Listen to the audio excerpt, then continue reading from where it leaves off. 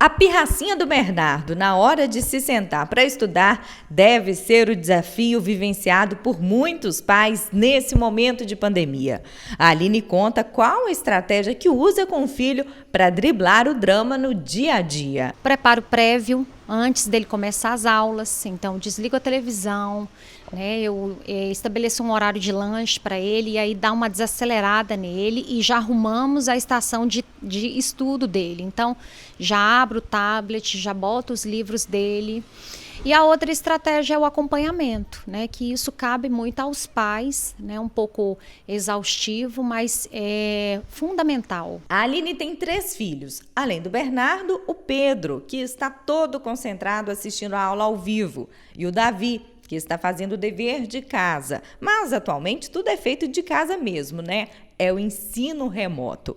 A Aline é professora e coordenadora de curso de enfermagem e está em home office. Então, tudo teve que ser reorganizado com a nova rotina dos 4 ficarem juntos dentro de casa o tempo todo. Ensinar meus meninos que eu estava em casa, mas eu estava trabalhando e que eu também precisava ser respeitada naquele meu momento, né? Me organizar também fisicamente no meu espaço.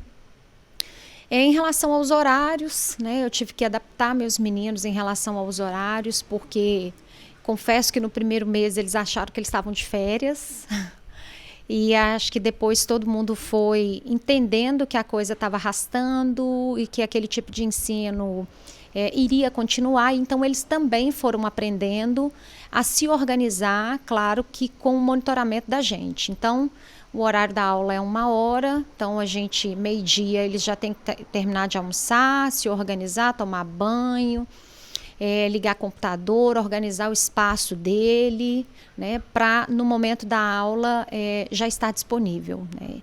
Continuo com esses desafios, né, porque são crianças, então hora você tem que chamar atenção, hora desliza, e aí a gente sempre tem que estar acompanhando, né, porque o ensino remoto para eles é difícil.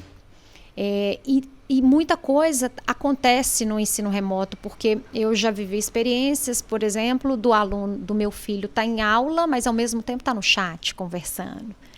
E aí, se ele está no chat conversando, ele não consegue concentrar na aula. Então, você precisa acompanhar o tempo inteiro. Há necessidade de ter esse monitoramento, ou por alguém que é a sua rede de apoio dentro de casa, ou pelos pais mesmo. No caso, como eu trabalho home office, eu faço esse monitoramento também, né? Uma das consequências mais impactantes da pandemia tem sido o ensino à distância, né? Porque as aulas estão suspensas desde março e os pais estão lidando com essa dificuldade, né, de manter o aprendizado das crianças e adolescentes. Por isso que eu vim conversar com a neuropsicóloga Luciana de Freitas. Luciana, primeira coisa que a gente vai falar, então, abordar a questão prática mesmo, né? Porque, assim, são escolas com perfis diferentes, né? Mandando para casa conteúdos diferentes, os pais trabalhando fora, outros trabalhando em home office. Então, como organizar essa rotina da família para preservar a aprendizagem dos alunos? Bom dia, você tocou um assunto muito importante. É um desafio novo e as pessoas precisam muitas vezes replanejar, fazer uma nova divisão do tempo daquelas que elas estavam acostumadas antes. E é isso. Para quem está em casa trabalhando ou para quem precisa sair, a criança às vezes não tem com quem ficar como era com a escola, a família precisa reestruturar e fazer uma rotina diferente, considerando que os pais consigam sim monitorar e identificar se a criança está aprendendo aquilo que ela precisa aprender, ou adolescente. É muito importante que a família saiba o que é aquela série ou aquela etapa se era esperado que a criança aprendesse, o que a escola iria ensinar. Então, a família precisa entender o que a criança precisa saber e aí ela vai dividir o tempo, né, com as atividades e monitorar junto com a escola se aquilo que era esperado a criança está ou adolescente aprendendo. Algumas escolas particulares, né, e até o governo do estado colocaram prazos assim para as atividades serem feitas, o município também. Mas as escolas que têm videoaulas, por exemplo, diárias assim, né? Os pais relatam a dificuldade de manter o aluno focado na aula, assim. Então, o ambiente tem que ser organizado também para conseguir direcionar esse aluno, né? Porque hoje em dia é muito fácil dispersar todo mundo, né? Sim, e exatamente. Então, tem muito essa questão da criança dispersar, do adolescente, e tem muita relação com o tipo de atividade também. Se é a mesma atividade todos os dias, repetitiva, a criança ou adolescente, naturalmente, eles vão perder a motivação. Então, é importante que a escola verifique também as diferentes alternativas de abordagem metodológica. Isso ajuda muito na melhora da atenção, mas melhora muito também quando a família faz uma divisão do horário de forma que ela vá alternar atividades de aprendizagem com atividades lúdicas. Então, a mãe e o pai têm que conhecer o perfil, né, do filho, as características da criança e tentar identificar. Se é uma criança mais desatenta, realmente vai ser difícil ela ficar algumas horas na tela. Outras crianças e adolescentes que têm um bom nível de atenção, não é tão difícil para elas. Então, conhecer o perfil da criança para ajudá-la nessa divisão do tempo é uma tarefa da família. E aí não tem muito como fugir disso nesse momento, e que tem sido um desafio para muitas famílias refazer essa organização, porque as pessoas tinham um hábito, faziam as coisas daquela forma. Agora ela teve que mudar um hábito, e hábito não necessariamente a gente muda de um dia para o outro, né? Existem pesquisas que sugerem até 2 meses para você fazer um novo hábito. Então ela vai ter que fazer esse hábito para depois talvez voltar a um novo formato, mas é necessário, né? Porque a família precisa monitorar esse filho, né? Essa criança ou adolescente. E existe uma faixa etária que pode ser mais prejudicada na aprendizagem nesse momento? Sim, eu acredito, né? Eu tenho acompanhado que as crianças na fase de alfabetização, elas podem sim ter um prejuízo maior, porque elas precisam passar por etapas que são importantes nesse momento, né? E a alfabetização é extremamente importante para os novos aprendizados. Então, a criança ela precisa adquirir uma fluência na leitura e uma acurácia, ou seja, ela tem que ler numa boa velocidade e corretamente. E para que ela faça isso, ela tem estágios que ela precisa passar, e a escola trabalha, né, muito essas habilidades, desde o primeiro período até o 3º ano, né? Então, vamos dizer assim, que essa extensão toda é o processo de alfabetização. Mesmo com 4 anos, é extremamente importante a criança estar na escola e ser estimulada naquele contexto. Então, como essa criança está em casa e com uma carga horária reduzida, e não necessariamente com a família ou com os pais podendo dar toda a atenção que a escola dava, de 4 horas aproximadamente por dia, é possível que ela tenha uma defasagem se ela não for estimulada.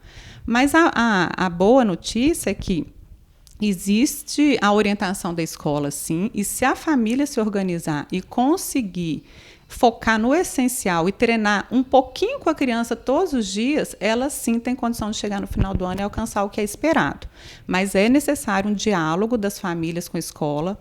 A família precisa ser informada do que é esperado naquela fase, principalmente no português e na matemática, e o que a família também ainda considerar que é difícil, se por acaso ela tiver dificuldade nesse diálogo, de alguma forma, ela pode procurar um psicopedagogo, um neuropsicólogo. Se ela identifica que a criança tem muita dificuldade de atenção ou que ela possa estar atrasada, ela pode procurar um médico também, um neuropediatra, pediatra, um psiquiatra infantil, que vai ajudar a família a compreender se aquele comportamento está dentro do esperado ou não. Luciana, e tudo é muito novo, né, com relação a essa doença, é altamente contagiosa, a gente não sabe por quanto tempo ainda a gente vai ter que manter esse distanciamento social.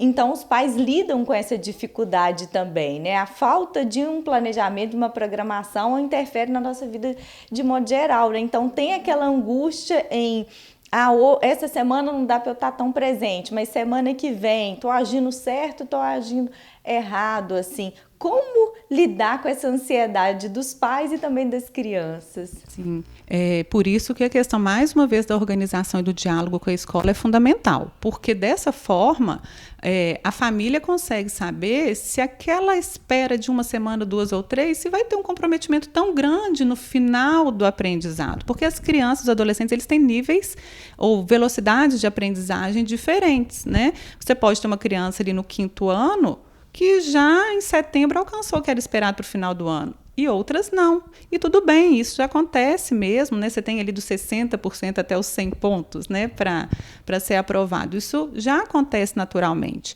Agora, o que a família precisa ter referência, se o que o filho sabe está dentro do esperado. Daí a necessidade das escolas planejarem avaliações, tanto processuais, aquelas que elas vão observando o desempenho da criança, contra algumas avaliações, né, pontuais, mais formativas, e daí tomarem as decisões de compensação em algum momento, ou ainda esse ano ou no ano seguinte.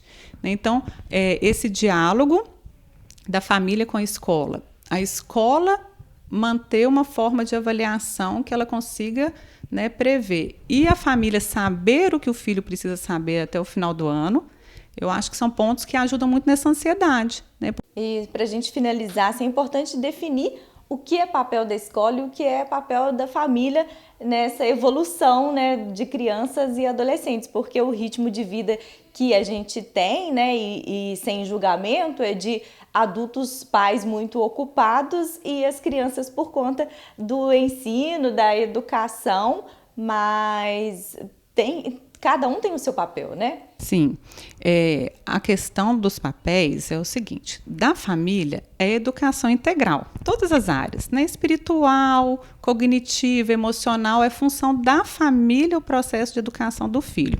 A escola, ela tinha o quê? A escolarização, ensinar português, matemática, geografia, né? Valores também, mas os valores essenciais, fundamentais, a família que tem essa responsabilidade. Então, hoje, a escola está limitada no ensino do conteúdo. Quem que vai ter que trazer um pouco mais a responsabilidade?